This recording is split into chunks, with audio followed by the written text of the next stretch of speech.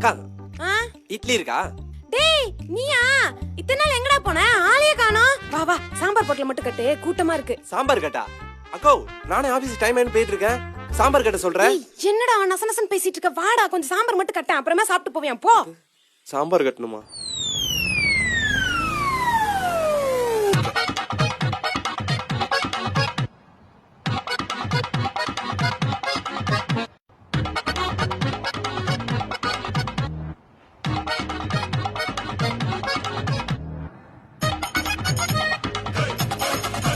என்ன பண்ற?